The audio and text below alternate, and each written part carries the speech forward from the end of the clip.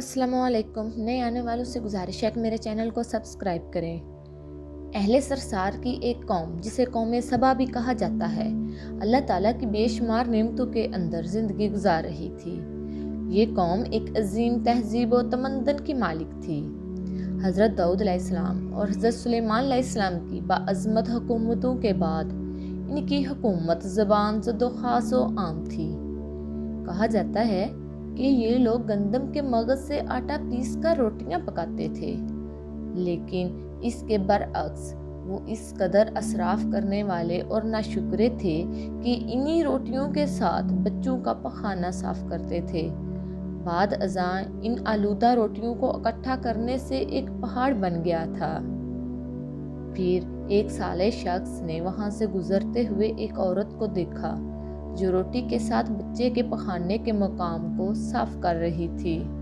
उस शख्स ने औरत से कहा, तेरे ऊपर अफसोस, खुदा से डर, कहीं ऐसा न हो कि खुदा तेरे ऊपर अपना गजब ढाए और तुझसे अपनी नेमत छीन ले।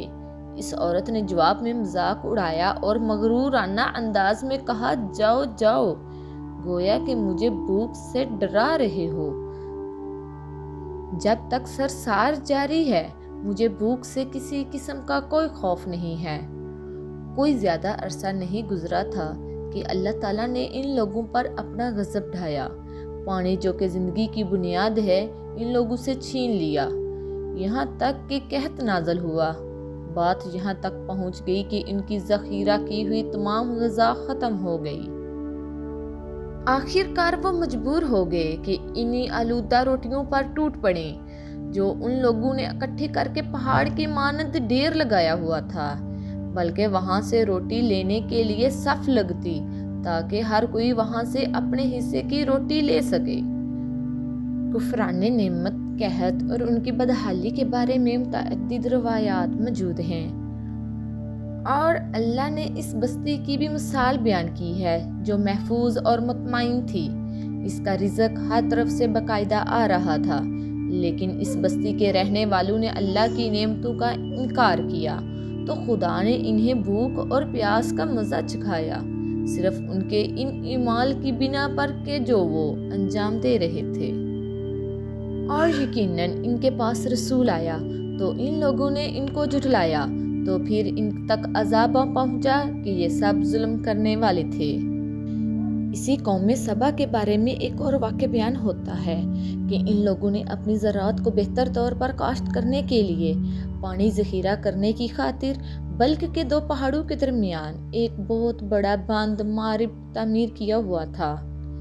सुराख और दो पहाड़ों से गुजरा हुआ पानी इस बंद में आकर वाफिर मकदार में जमा हो जाता था। कौम सबा ने इस पानी से सही तौर पर इस्तेफादा करते हुए वसी और अरीज और बहुत से खूबसूरत बागात लगाए और खेती बाड़ी को रौनक बख्शी। इन बागात के दरख्तों की शाखें इस कदर फलों से लदी हुई थीं कि कहते हैं कि अगर कोई शख्स सर पर टोकरी रखकर इनके नीचे से गुजरता तो फल खुद ब खुद टोकरी में गिरना शुरू हो जाते और कलील मुद्दत में टोकरी ताज़ा फलों से भर जाती। लेकिन नेमतों की कसरत ने इन्हें शुक्र करने की बजाय सरमस्त और गाफिल कर दिया था, यहाँ तक कि इनके दरमियान बहुत बड़ा तबकाती निज़ाम वजूद में आ चुका था। इनमें से साहिबे इक़्तिदार लोगों ने कमज़ोरों और ज़ईफ़ों का खून चूसना शुरू कर रखा था, यहाँ तक कि इन लोगों ने खुदा से एक अहकमाना इल्तमास की जिसका जिक्र सूरह सबा की आयत नंबर 19 में मिलता है। उन्होंने कहा, खुदाया हमारे सफरों के दरमियान फासला ज्यादा कर दे। उन्होंने अल्लाह ताला से ये इल्तमास इसलिए किया ताकि गरीबों, बेनवा लोगों, उम्रा और सरवतमंदान के हमरा सफ़र ना करें। उनकी ख्वाहिश ये होती थी कि आबादियों के दरमियान खुश्की हो और फासला बहुत ज़्यादा हो ताकि तही दस्त और कम आमदनी वाले लोग उनकी तरह सफ़र ना कर सकें। अल्लाह ताला ने इन मगरूर पेट के पुजारियों पर अपना गज़ब नाज़िल किया।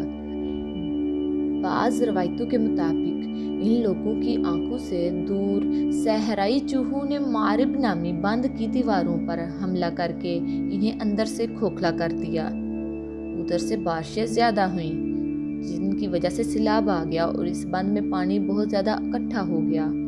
اچانک بند کی دیواریں ٹوٹیں تو اس سے ایک بہت بڑا سیلاب آیا جس میں تمام دیہات، آبادیاں، مال مویشی، باغات، کھیتیاں، ان کے محل اور گھر پانی میں غرق ہو کر نابود ہو گئے۔ ان کے باغات اور زراعت میں سے صرف بیری کے درخت اور کچھ جھاڑیاں بچی تھیں۔ خوش الحان پرندے وہاں سے کوچ کر گئے تھے، جبکہ الو اور کووں نے قوم سبا کے کھنڈرات میں اپنے گھونسلے بنائے تھے۔